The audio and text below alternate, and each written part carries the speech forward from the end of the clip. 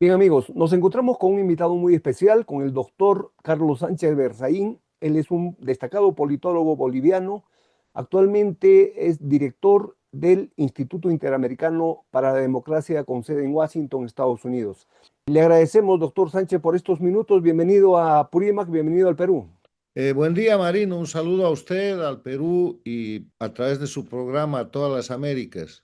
Gracias, doctor. Justamente ahora que hablamos de las Américas, permítanos hablar sobre la Organización de Estados Americanos, OEA, su rol, cuál fue el objeto de su creación y si está cumpliendo ahora. Gracias. Hagamos de esto una explicación que parta del principio de qué son los organismos internacionales. Usted sabe que en el derecho internacional clásico, los únicos sujetos que siempre existieron son los estados, pero después los estados se asocian entre ellos y crean organizaciones internacionales, en las cuales que es como hacer una sociedad. Los estados se agrupan, crean un objetivo para ese organismo internacional y le ceden competencias que hacen a la soberanía de los estados. Entonces nacen la segunda clase de sujetos del derecho internacional, que son los organismos internacionales, cuyo proceso y crecimiento está marcado a fines del siglo XIX, pero sobre todo en el siglo XX.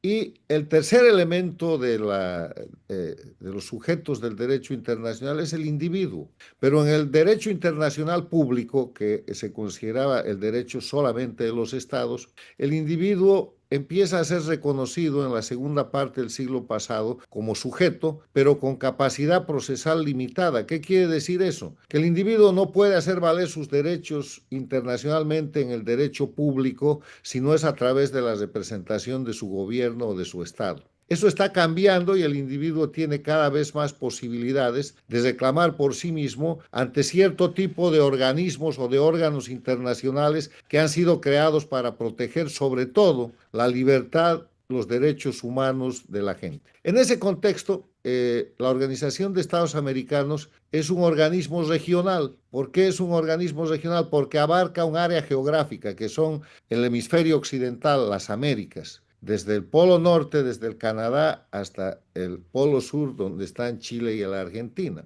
Y se crea el año 1948, después de la Segunda Guerra Mundial, después de que se creó la Organización de Naciones Unidas, creada el año 1945, como un organismo regional con el objeto de mantener la paz y la seguridad internacionales y defender los derechos humanos y la democracia en las Américas. Son 35 países los miembros de la Organización de Estados Americanos, que se crea con la Carta de Bogotá, en Bogotá, Colombia, y que después se ajusta. Y este organismo avanza en el marco histórico de lo que fue en el siglo pasado la Guerra Fría. Usted sabe que la Guerra Fría fue la confrontación entre la Unión Soviética, representando el comunismo y el bloque de países comunistas, y el capitalismo, Estados Unidos, que representaba el bloque capitalista. La Unión Soviética llega a instalar en las Américas una dictadura, que es la dictadura de Cuba en 1959, y a partir de la dictadura de Cuba busca expandirse y lo hace con guerrilla, con terrorismo, con narcotráfico, con todo aquello en lo que es experta la dictadura cubana,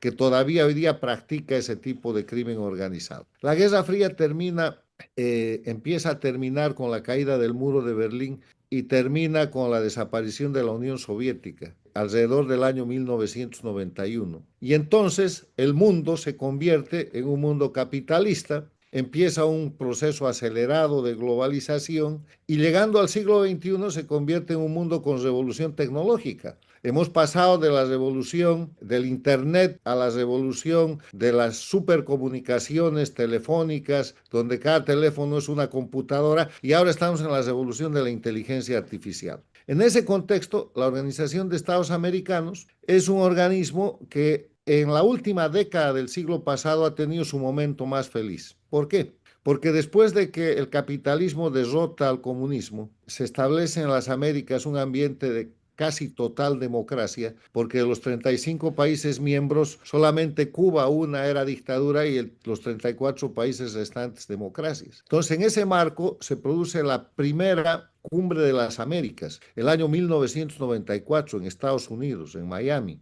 donde los países acuerdan fortalecer mecanismos para que en las Américas se respeten los derechos humanos y la libertad mucho más, se expanda y se fortalezca la democracia, se establezca un régimen de respeto a la propiedad y de libre mercado, se avance en el desarrollo sostenible y se avance en la lucha contra el narcotráfico, que era una preocupación que venía desde décadas atrás.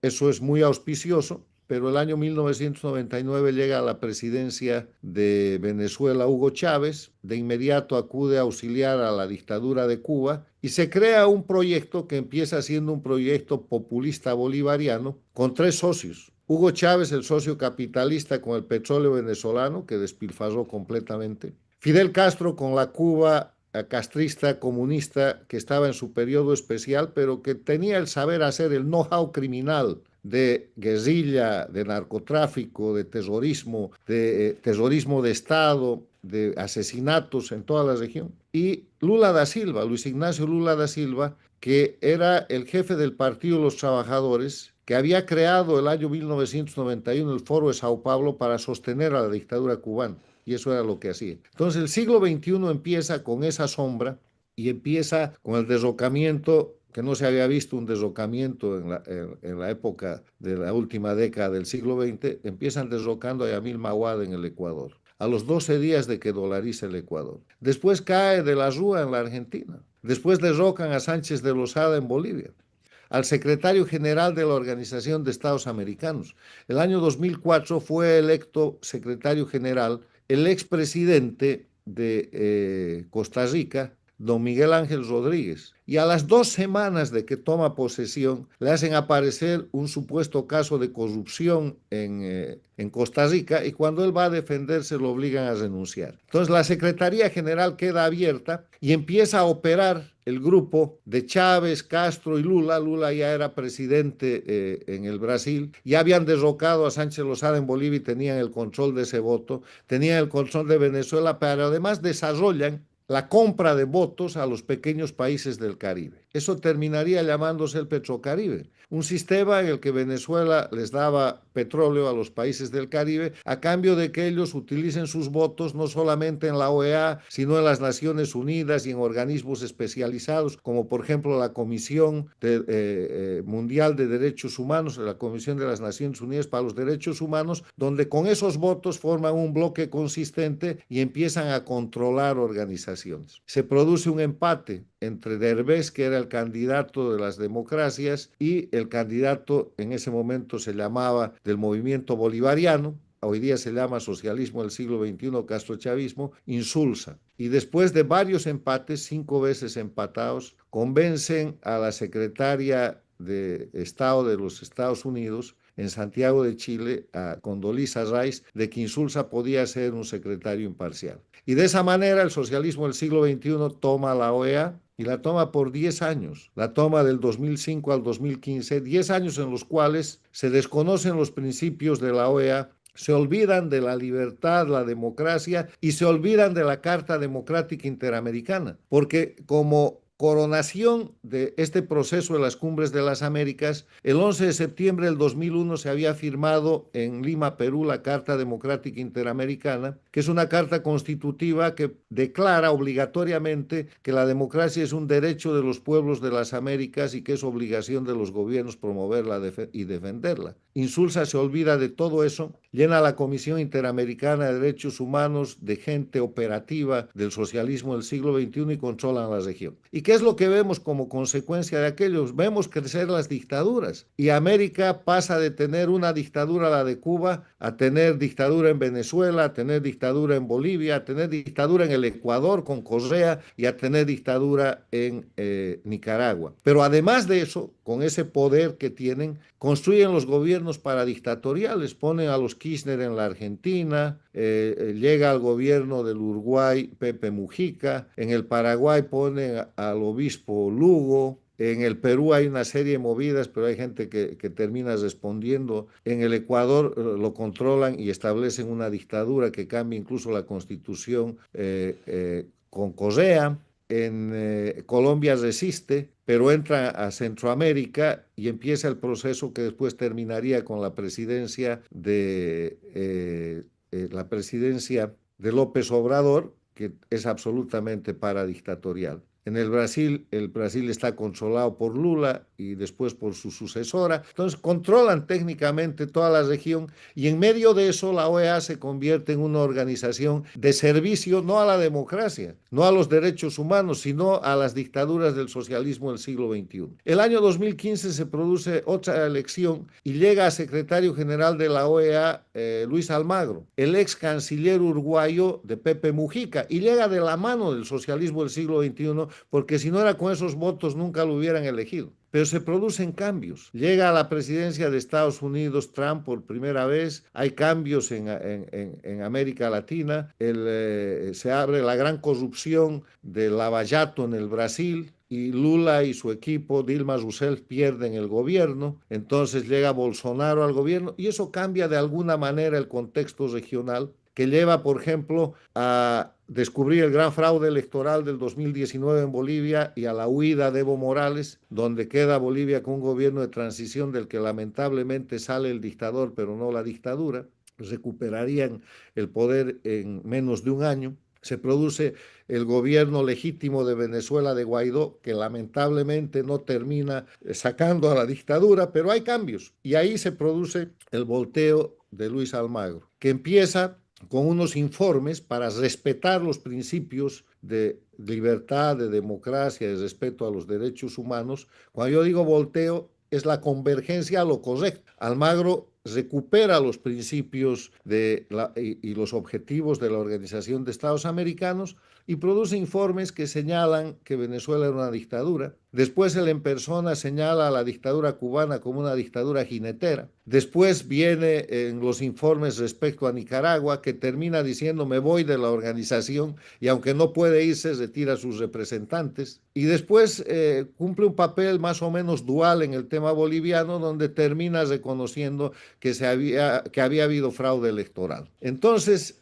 ese cambio es importante, pero las cosas vuelven a cambiar en el contexto político regional y llega a la presidencia de Estados Unidos el presidente Biden. Entonces, este proceso de recuperación de la democracia en la región se debilita, porque Biden empieza a abrir más favores a la dictadura cubana, empieza a ablandar sanciones, cambia la política exterior de Estados Unidos. Y la cambia de tal manera que las empresas americanas terminan explotando petróleo en Venezuela y dan sostenimiento económico a la dictadura. Entonces, el secretario general Almagro queda arrinconado y termina su gestión en el 2025. ¿Por qué cuando hay cambios de gobierno entre los miembros de la Organización de Estados Americanos cambia la política de la organización? Porque esos gobiernos, los 34 países que están representados, porque Cuba no quiere ir, Nicaragua tampoco quiere ir, pero son 35 países miembros, tienen representación de acuerdo al gobierno que da el mandato. Y si la política exterior de Estados Unidos cambia, eso cambia la posición de Estados Unidos en los organismos internacionales. Y si la política exterior del Brasil cambia, y la de México cambia, y la de Chile cambia, y la del Perú cambia, eso cambia. Entonces hay que tener la cifra mágica en la OEA de 17 votos hoy día para obtener resoluciones. Y cuando ese contexto cambia, porque el socialismo del siglo XXI sigue sobornando países del Caribe con petróleo, con prebendas, y eso no se puede mover, pero además de eso se convierten en gobiernos paradictatoriales, México, Brasil, Colombia con Petro, Chile con Boric y Honduras con Xiomara Castro, sumado al grupo de países del Petrocaribe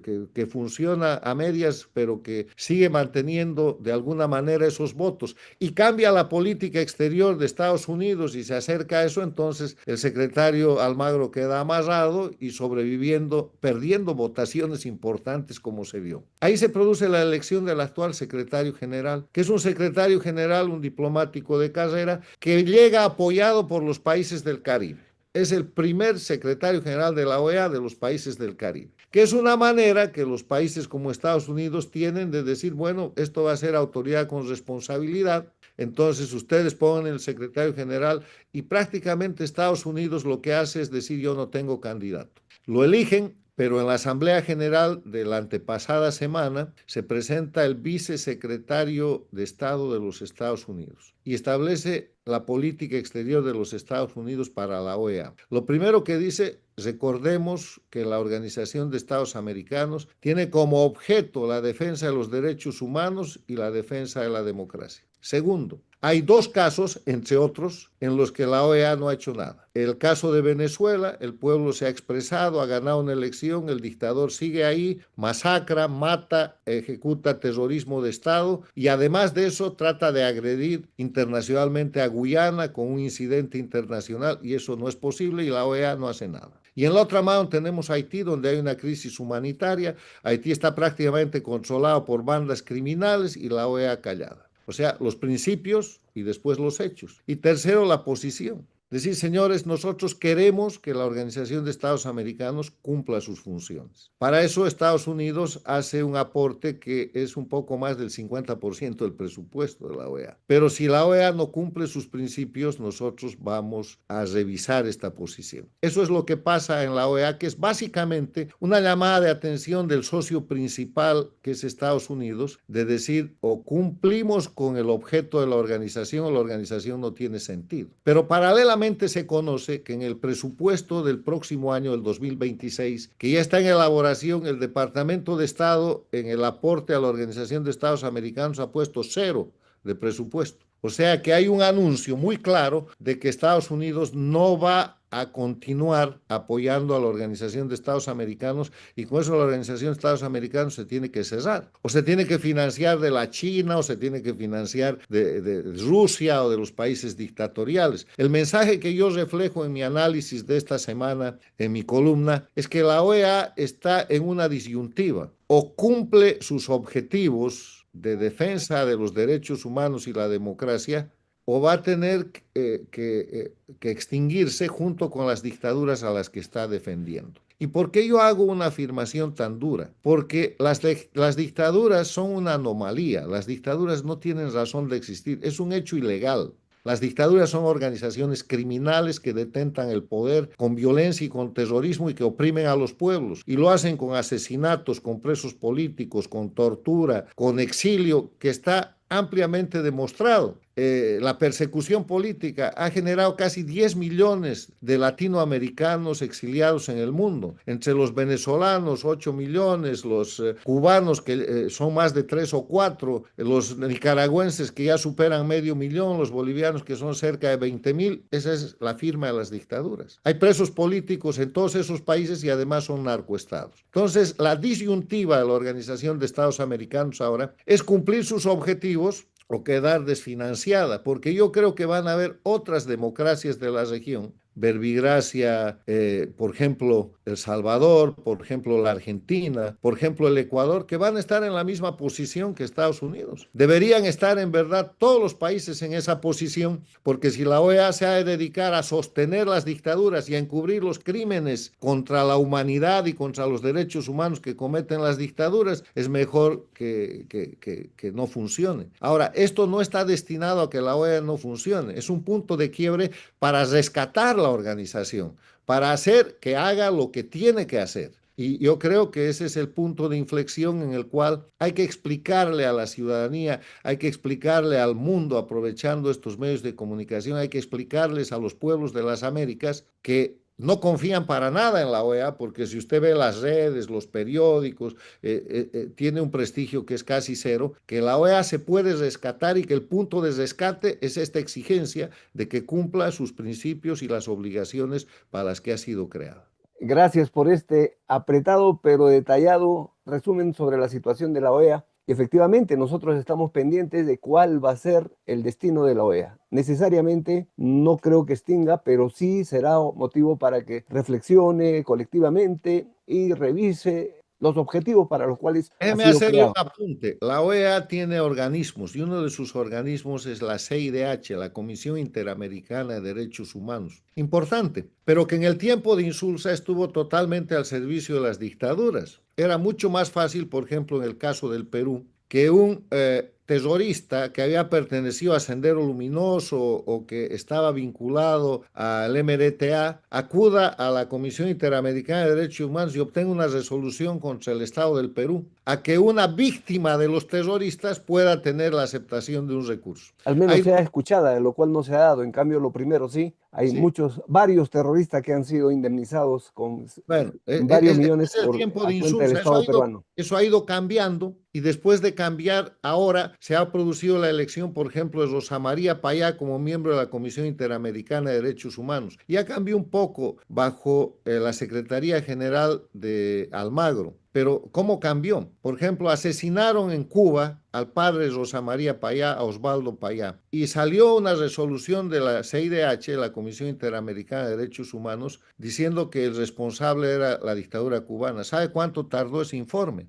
12 años. En Bolivia se produce la masacre del Hotel Las Américas perpetrada por Evo Morales el año 2008. Y el año 2023, en diciembre, casi el 2024, la CIDH emite el informe diciendo que Evo Morales y su gobierno son responsables de esos crímenes. ¿Cuánto tiempo pasa? Casi Claro. 15 años. Esos informes tienen que emitirse en 3, en 5, en 6 meses y eso es lo que tiene que empezar por cambiar.